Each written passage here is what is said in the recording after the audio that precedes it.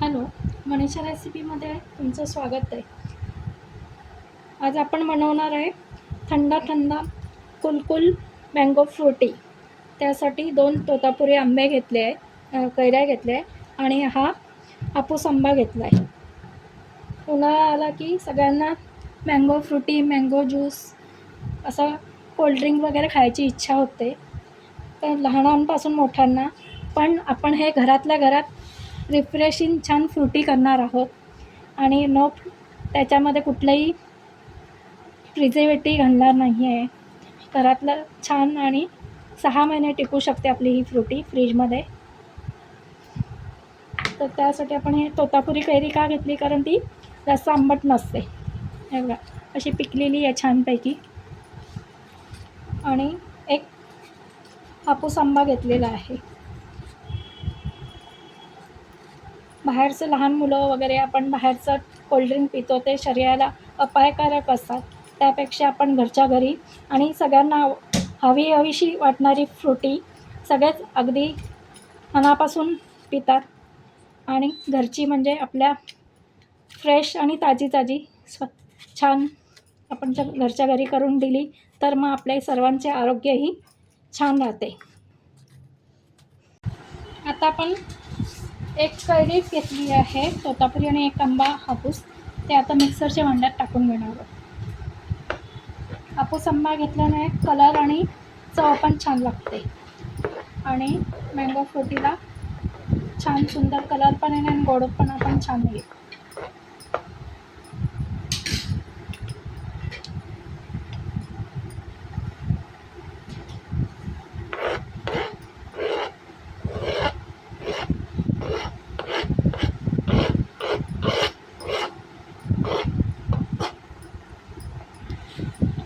आणि आता यामध्ये आपण पाणी न घालता साखर 1 वाटीभर टाकून मिक्सरला बारीक करून घेणार आहे. यामध्ये शक्यतो पाणी नाही घालायचं आहे आणि साखर तुम्ही कमी जास्त तुमच्या अंदाजाने करू शकता. कैरी जर खूप आंबट असेल किंवा आंबा कमी गोड असेल तर तुम्ही साखरचं प्रमाण कमी अधिक करू शकता तुमच्या हिशोबाने. आता आपण पॅनमध्ये मिक्सरमधला पल्प काढून घेणार आहोत. आपण एका वेळेस 1 आंबा आणि 1 कैरीच घेतलेली आहे. 2 कैऱ्याऐवजी 1च कैरी घेतली आहे. आणि आता हा आपण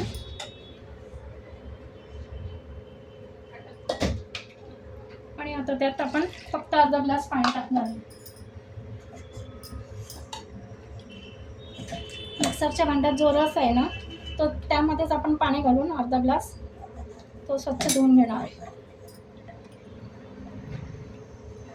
हे आपण गॅसवर गरम केल्यामुळे ते प्रिझर्वेटिव्हचं काम करेल आणि आपला ज्यूस लवकर खराब होणार नाही, कच्चेपणा त्याचा निघून जाईल.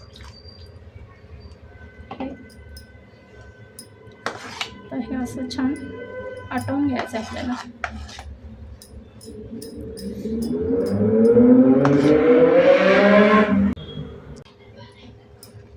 हे बघा आपण असं छान आटवून घेणार आहोत, म्हणजे एक त्या रसाला छान असं शाईन येते, तोपर्यंत आपण आटवणार आहोत. त्यामुळे त्याचा कच्चेपणा सगळा निघून जाईल.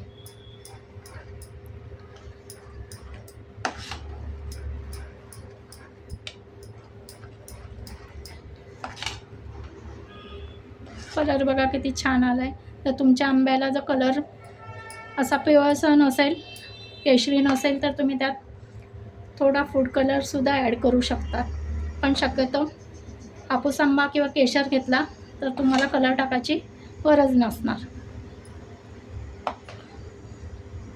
हे बघा आता हे छान आता होत आलं आहे आपलं.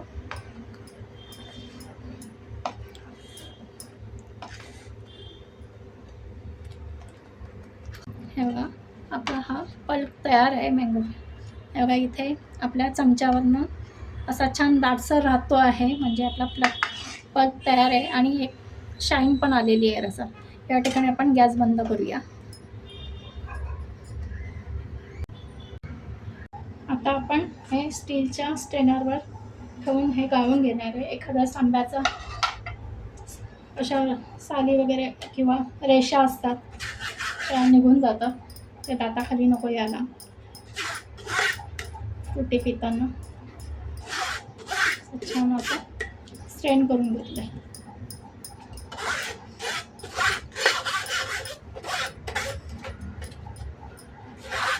आता आपला हे बघा मँगो फ्रुटीचा पल्प तयार आहे छानपैकी.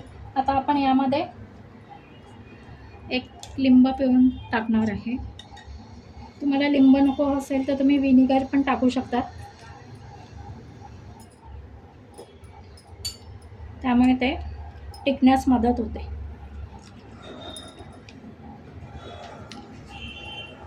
आणि असं आंबट गोड चविष्ट लागतं मँगो फ्रुटी. तयार आहे. आपण आता सर्व करूया. आता आपण ग्लासमध्ये आईस क्यूब काढून घेणार आहोत.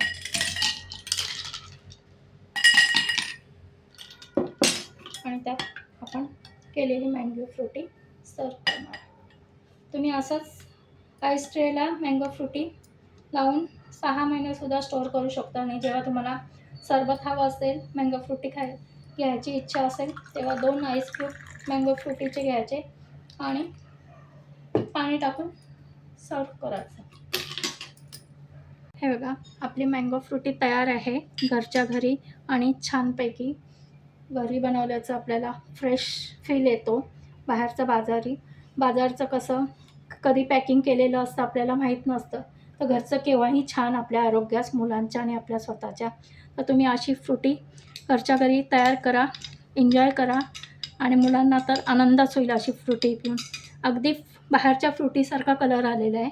तुम्ही पण नक्की ट्राय करा. रेसिपी आवडल्यास लाईक, शेअर आणि सबस्क्राईब करा. थँक्यू. हे बघा आपण असं स्टोअर करण्यासाठी असा ग्लासमध्ये ठेवून, काचेच्या बाटलीत ठेवून आपण फ्रीजमध्ये वर्षभर 6 महिने आरामात आपण मँगो फ्रुटीचा आस्वाद घेऊ शकतो. याप्रमाणे तुम्ही नक्की ट्राय करा.